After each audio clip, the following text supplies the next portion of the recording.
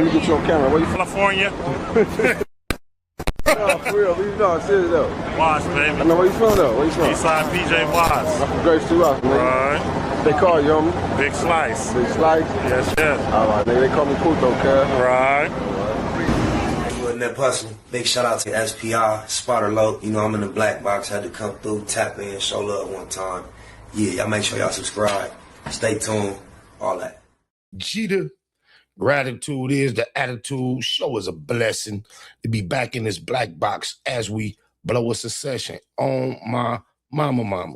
Hate to see that these two cats is having a little spat. Tariq Nasheed is my official partner. Has been for years. He's been on my platform. He's been on his. Hidden Colors may be his most notable body of work. He filmed Volume 6 in 2025. I had the pleasure, the honor, and opportunity to participate upon the day that I went to film. I had the pleasure of meeting the brother 19 Keys. I had already met Rizza Islam. However, I also encountered him upon that day. And I've shared with y'all how I felt. When it comes to orators and intellectuals, I felt outclassed being amongst such company. And I really appreciated Tariq for even viewing me in a fashion to where he would count me amongst these brothers, because these brothers are heavy with their mouthpiece and with their thinkers. And now, shout out to O'Shea Duke Jackson doing the heavy lifting. He's doing a video about these two having disagreements, and Hidden Color 6 is being mentioned. So it was interesting to me.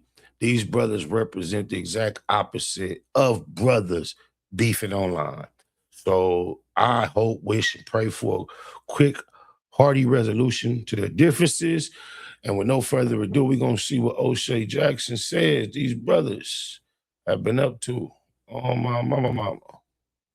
Hate to see this, man, for what they try to push to the world. Last thing we need as a people's factualities. Here we go. As of last week, Tariq Nasheed raised the money for Hidden Color 6. He needed $250,000, but he almost got $262,000. And the brother who was supposed to be featured in Hidden Color 6, and at this time he's supposed to be there, is a brother by the name of 19 Keys. If you guys know about him, he's another talking head and stuff like metaphysics, black business, things like that. And he seems to be a prominent creator, especially on Instagram. And recently, he has went viral for saying this about Tariq Nasheed. You're right, and there's a degree of being wrong at the same time, right? So essentially, a lot of this is centered around Foundational Black Americans. That is a lineage-based group who does act like an organization or a movement with a center head, which would be Tariq Nasheed. Now, he says that he is not the head of it. It's a lineage, right? And we are not a group, but he definitely acts like, the leader of the group, if you will. And then there is the way that they treat and talk about Africans. So it's very demeaning, right? They talk about delineation, right, which is a separation and saying that, look, we are Black Americans. We are not associated with other groups, and we don't want to be grouped and classed in as well. We are from America, right? We have our rights in America, and we're going to continue to make strides and progress here in this land, which is not a foreign concept, right? Now, I want to get into the first part of the FBA situation, because he said something like, hey, FBA is a group. The group acts like Tariq Nasheed is the leader.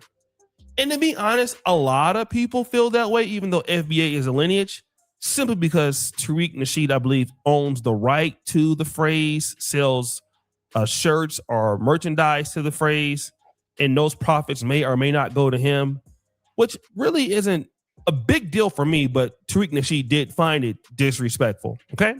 But I think the biggest issue for me, and maybe even other people, was that the commentary coming from FBA towards Africans is largely disrespectful, that they want to delineate, and then the clip there was cut off or truncated. So I don't know what else he said, but obviously he's putting the blame on those people who are. I can say this.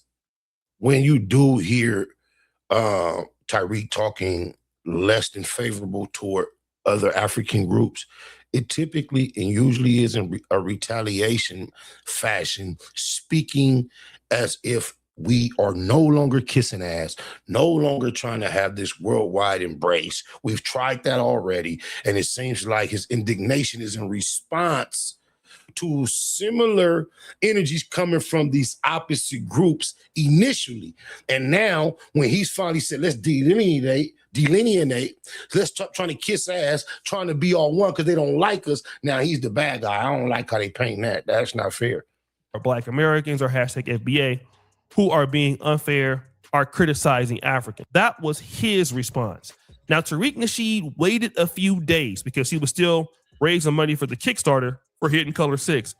I'm glad to find out here that he actually did get it together. I've been wondering because when we shot the film, I asked him when he expected it to be out, and he said by the end of 25.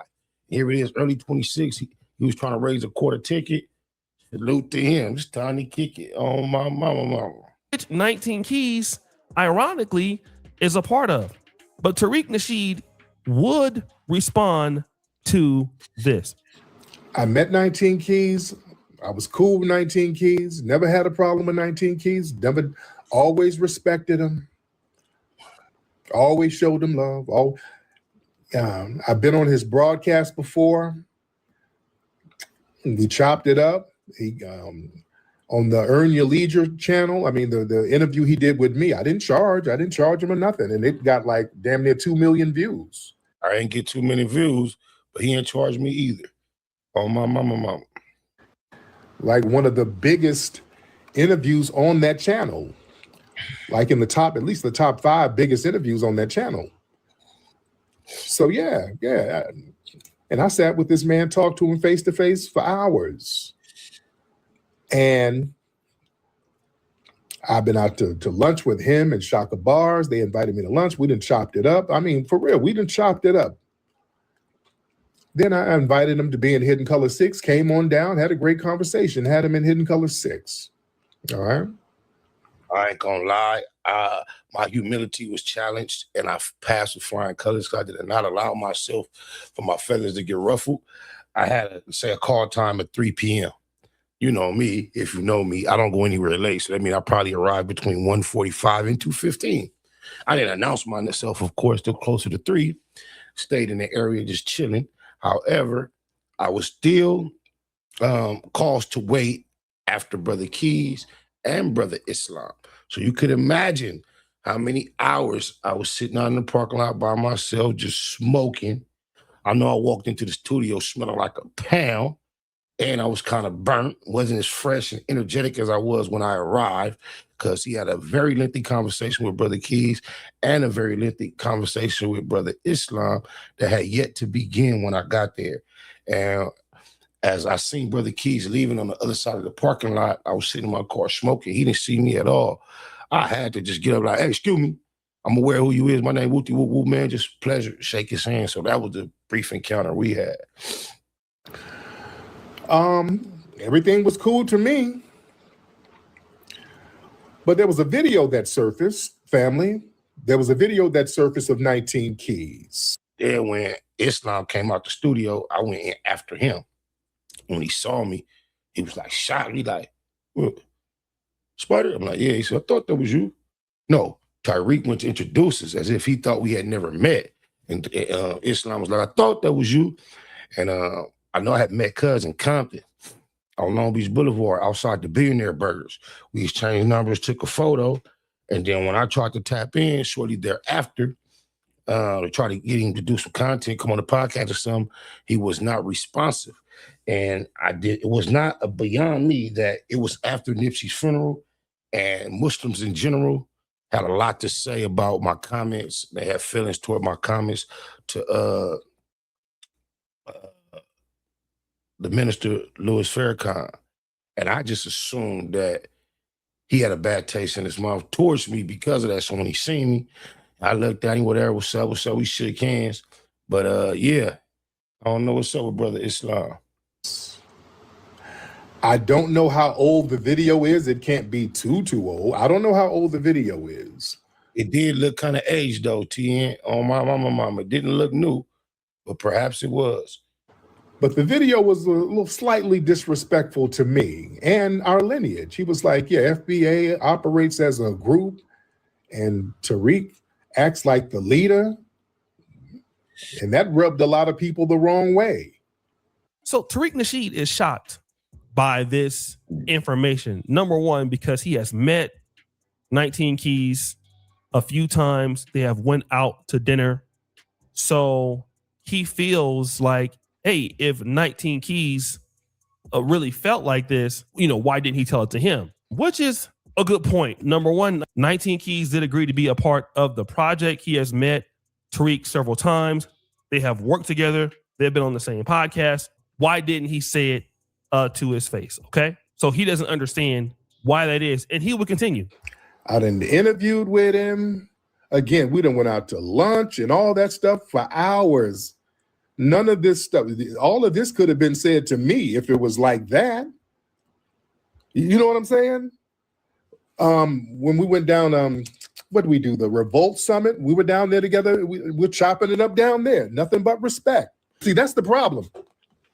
If you think some bullshit, okay, you think some bullshit. But if you chopping it up with me and you got my number, you hit me up and we done seen each other and we out having lunch and I'm interviewing you and you interviewing me and you acting like everything is cool, but you harbor that type of shit. And it's not like 19 Keys don't know that's some bullshit what he said. He knows that's bullshit what he said. He knows that. That's why, okay, why would you say that? Why do y'all think he said that, family? He also will continue on with this and say, hey, listen, 19 Keys. That's a dope edit. Y'all know they're not in the same place. I've yet to see this type of edit before. Shouts out to O'Shea Duke Jackson's editor. That's a dope ass edit. Is lying. Like he knows what he's saying is BS. But he then asks the crowd, why do you think 19 Keys is doing this? I'm glad you asked that question, Tariq, because I believe I have the answer. With some of the foundation of Black American movement, but you gotta understand, and this is what you all are missing, because y'all act like y'all got a problem with Africans, and this is crazy. Because what you also gonna miss out is the opportunity to do business, right? I can say from my experience, it doesn't come off as if FBA have a problem with Africans. What they seemingly are attempting to establish is independence. And Africans in the past, according to the FBA lineage-based group's understanding, have not been inclusive and receptive to FBAs. This is why there was a need to establish and designate our own. It has nothing to do with a disdain, dislike, distaste for anyone else. But if assimilating with others has been impossible, it's just like we say every other time. Before you go help anybody else, you got to start at home. We have to figure out who we are, create a cohesiveness together, find out who our family is before we can reach out and branch out and embrace people who are not our core. It's just simple math. This is what everyone else does. Go find where FBAs are overly accepted in any other culture that is not FBA. Where's all the open arms and the inclusion? It's crazy. It's a very simple, logical thing. All of the resources are in Africa. They're not in America. You can think about your ego can take you wherever you want to. Your ego is not the resource to build a nation. Your ego is not the resource that's going to change reality. The fact that the resources may or may not be in Africa does not dictate or designate your right to them. You either are associated to a certain degree, you have entitlement to them, or you don't. It doesn't matter where the resources are if you are trying to establish your lineage and where you are from. That's fine. If you feel as if you are closer to the African side of your melanin, then that's a personal choice. But for you to look at someone else that doesn't see it that way, with all the theories, even the theories that we were the original people in the Americas, there's something else up under this, I believe, some other motivations for this conversation. No, you actually need resources and you need allies from all across. And in the midst of Africa going through its biggest revolution, we're the most disconnected from that storyline. So I believe it's a psyop, right? I believe that there's an aspect in identifiers, right? I'm not surprised to see him on there with the homies, because what impressed me about them from the gate is their range, their ability to converse on a wide range of subjects. That's why I was surprised when I first started hearing them say, cuz this and cuz that would slide out. I'm like, these some short brothers and they some homies. Shout out to the viral way. That is key. But then there's the aspect that the enemy is utilizing that against us. So Tariq Nasheed, come holler at us. Because you the face of that movement, that whole tether and all that. We need to get down to that. And is I you talked with to us or is you controlled Tariq opposition? about that, actually. Because a lot of these niggas controlled opposition, and I'm starting to wonder about a lot of these. So come holler at us, Tariq. So number one, he's telling his audience that if you are anti-African, you are weakening your ability to be able to do business on the continent of Africa. Okay. This is what he is saying as 19 Keys. The second interview that was attached to this clip, he would go so far as to call Tariq Nasheed a psyop. Then at the end of that, I gotta look up the word psyop. in front of the other people, said he's talked to Tariq Nasheed about this. Tariq Nasheed says he is not. So I guess Tariq Nasheed is implying that 19 Keys is a liar. And then again, a psyop is a person pushing a campaign aimed at influencing the emotions, attitudes, and the behavior. Basically, this is for like military or governmental goal. That's what he's calling Tariq Nasheed, which is interesting because 19 Keys would be on Hidden Colors. Let me give you a reason why 19 Keys is coming after hashtag FBA. 19 Keys can still be in the Pan-African community without attacking hashtag FBA. Psyop, create your own path. Is that supposed to be a negative term? Or is it sharper or wiser to attach yourself to the path created by another human? Oh, that's deep. I'm going to explain why. Now, it might seem hypocritical, but I'm going to tell you why. Number one, 19 Keys is a big-time influencer. In December, he was brought to Uganda. I was there at the time. He was brought there by Isaac Chigozie, who's passed away. Okay, I know Isaac Chigozie. I've met Isaac Chigozie. I've done work on the behalf of Uganda for Isaac Chigozie. And Isaac Chigozie is one of those guys that was a Ugandan American, and he kind of was trying to build this whole idea of Black Americans coming to Uganda. And so that's how it worked. I don't want to get into more detail about Mr. Isaac Chigozie. He has passed away. Let him rest in peace. But yes, he was bringing prominent people to Uganda. I happened to be living there, so he didn't need to bring me. But 19 Keys was treated very well from what I can understand. He got a chance to meet the president. You know, he got an opportunity to possibly invest into coffee farming and things like that. So when you're 19 Keys, you don't understand how hard it is for the average Black American reselling in Africa. You have almost 1 million followers. You have a lot of leverage. So when 19 Keys comes to Africa, he's not going to be treated like a regular person because he is 19 Keys. So when you're saying don't hate on Africa because you can do business in Africa, well, you're a big time influencer. You're going to get experiences in Africa and treatment in Africa that nobody else gets. I spent over $1 million in Uganda. I can't even get the same kind of respect that 19 Keys can get. And he's only been there once. I hire people there. I've brought people to the country there. I brought Woody Maya. I brought Miss Trudy. I helped Go Back to Africa. When he came, I brought Mark Meets Africa.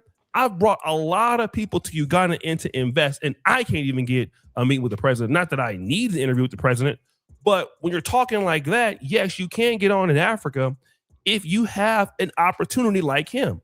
99.99% of Black Americans do not have that opportunity in Africa, which is a reason why so many Africans are coming to the States because they don't have opportunities there themselves.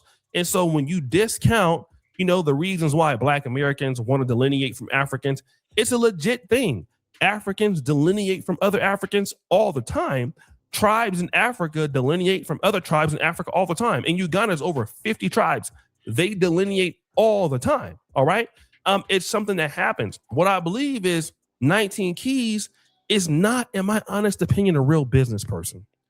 I don't know what 19 Keys does. He doesn't have any real experience in farming or marketing. He's kind of a guy that is a real good talker, metaphysics kind of guy. He's a typical pro-Black.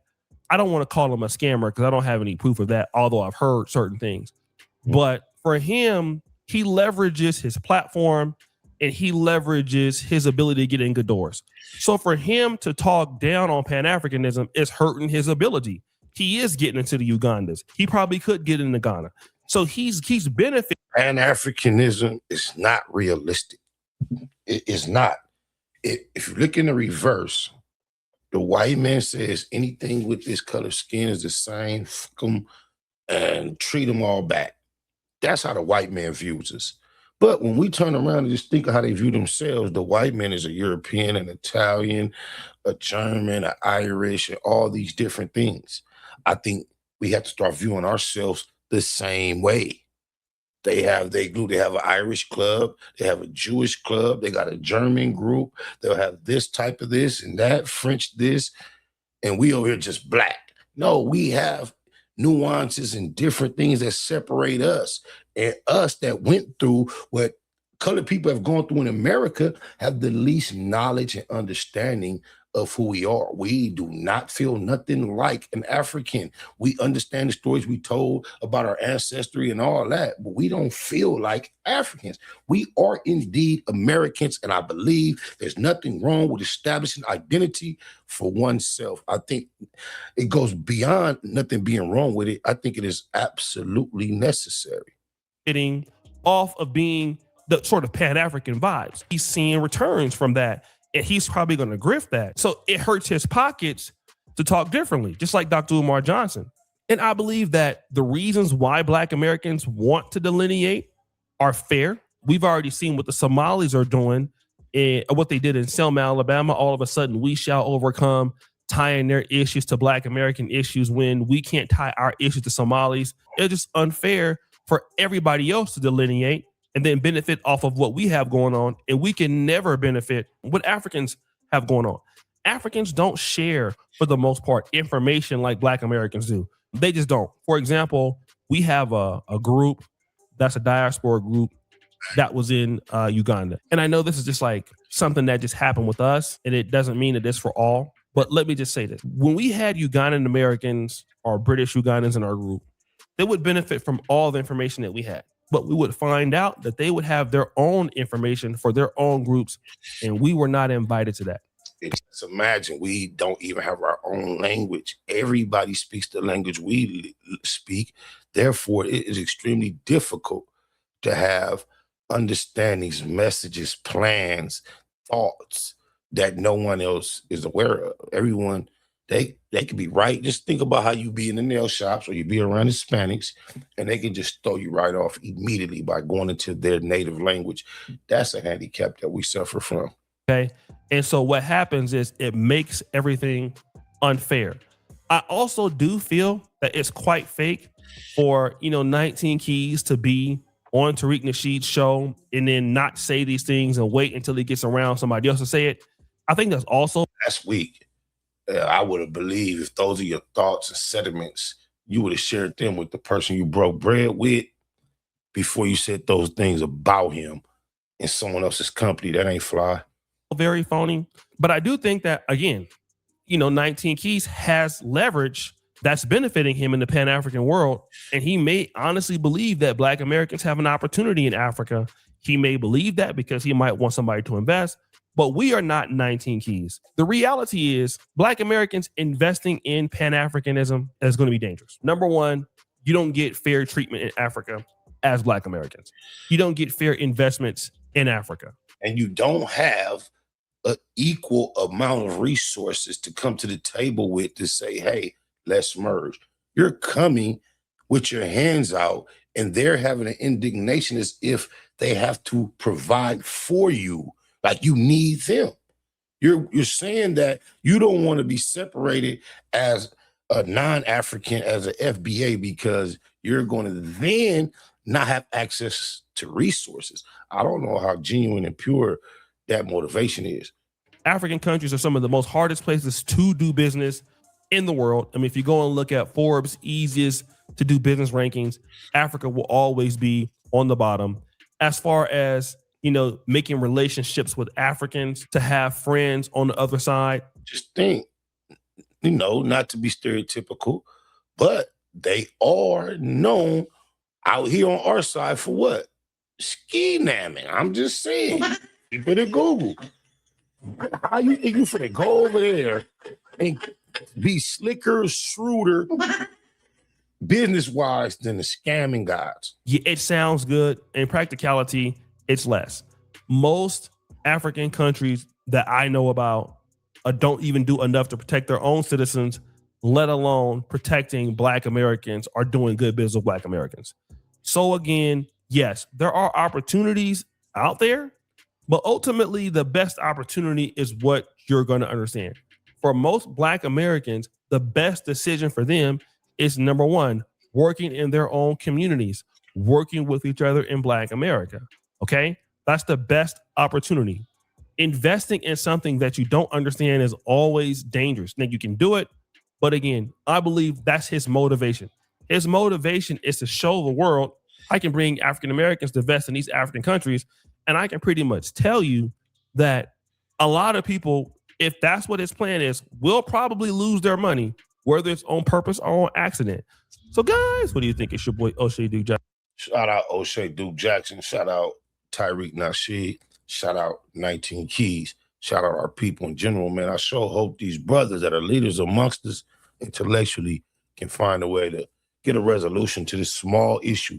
It hasn't escalated to anything large, irreparable, or irreconcilable. So they can do it.